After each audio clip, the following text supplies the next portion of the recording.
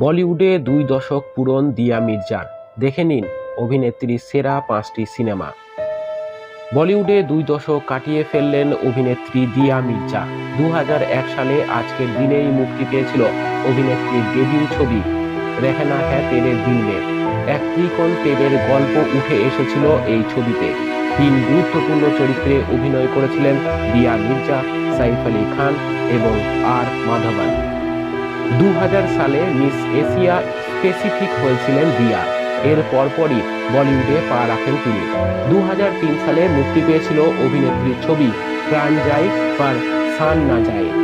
ছবিতে তার বিপরীতে অভিনয় করেছিলেন অমন যোশী। ২০০৭ সালে মুক্তি পেয়েছিল দিয়ার ছবি শুট আউট অ্যান্ড লখনওয়ালা, দিয়ার অন্যতম সেরা ছবি। ২০১২ সালে মুক্তি পেয়েছে দিয়া মির্জার ছবি ৫ অধ্যায়।